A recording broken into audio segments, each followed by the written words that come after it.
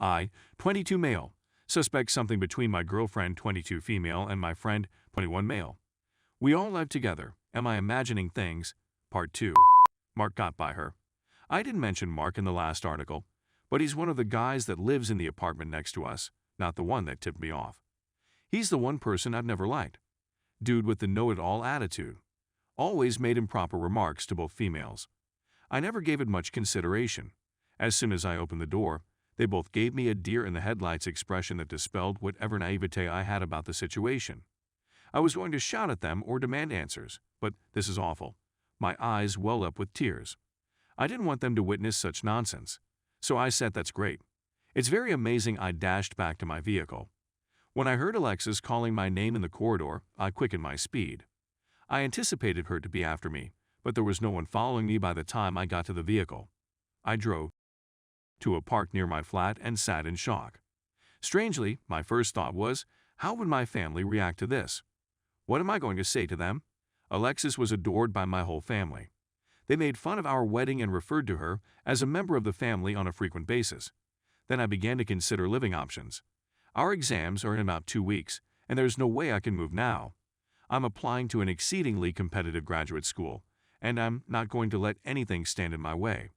Certainly not this thieving. I'm typing from a friend's place. I described the issue to him, and he conveyed it to his parents, who invited me to stay at their house. I'll have to return home at some point to acquire some clothing.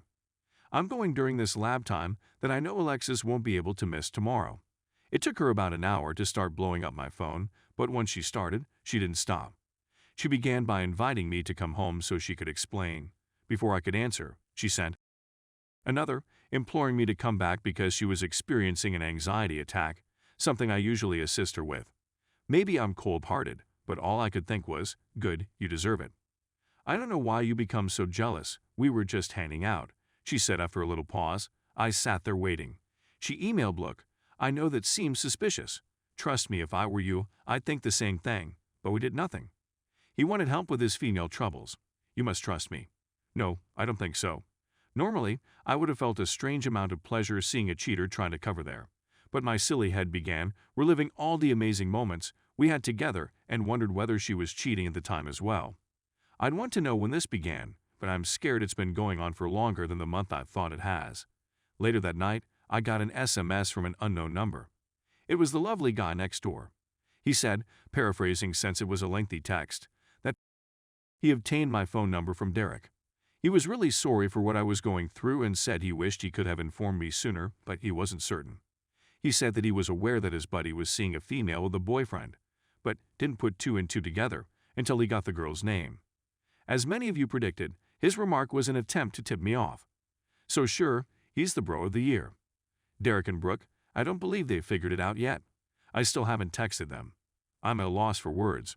I know it's going to append our living situation and friendships. I suppose I should send them a note before Alexis draws a different image. I'm curious what the nice neighbor said when he asked for my phone number. I don't suppose he told them, because if he had, they would have said anything. Right? Unless they sided with her.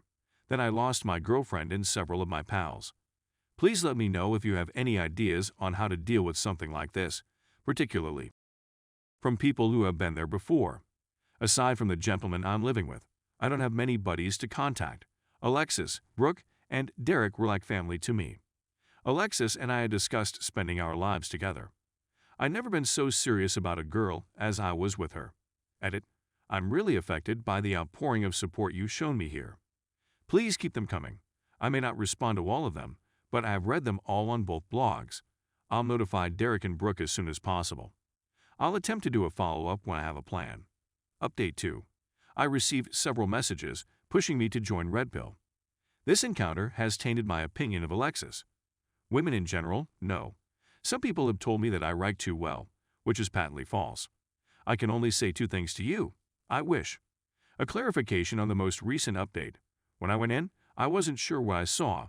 They weren't physically. They were simply sitting on the sofa with a deer-in-headlights expression on their faces that was quiet, and they both fell silent.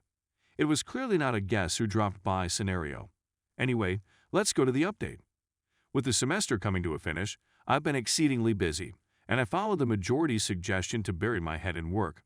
Because Alexis never goes to the library, I'd spent a lot of time there.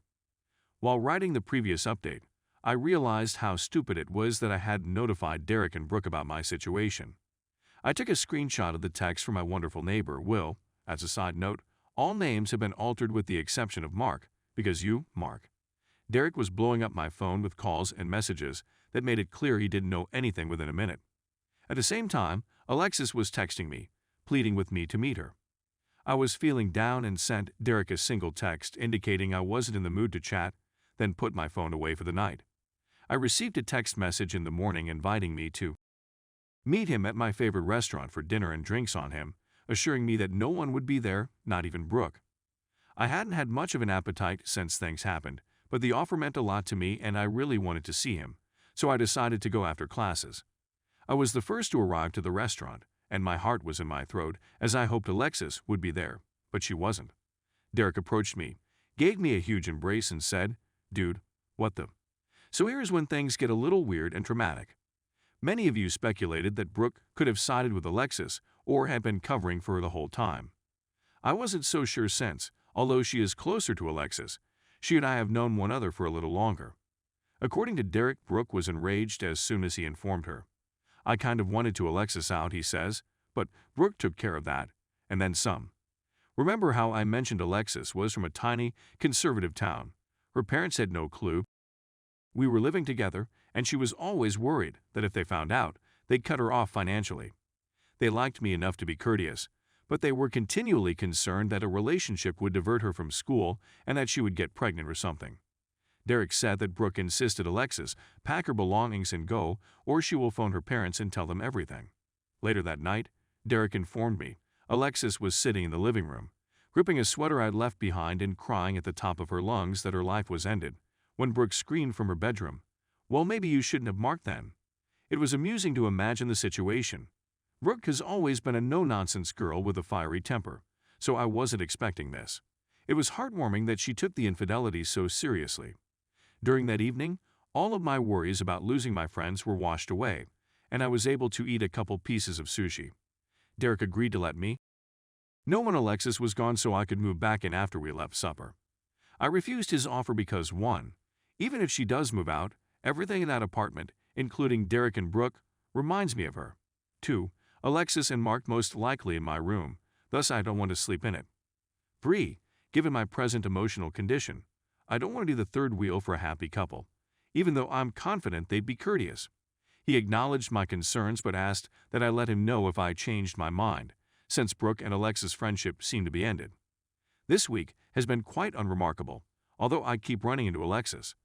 Fortunately, I'm in an undergraduate program with just 60 people, so we share many of our courses together.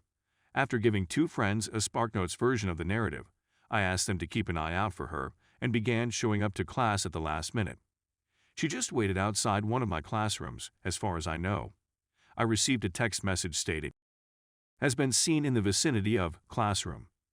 Waterworks are currently under progress. Proceed with extreme care." I ended up missing the lesson since I didn't sure that she was going to depart and didn't want to take the chance. Stay tuned for the next part.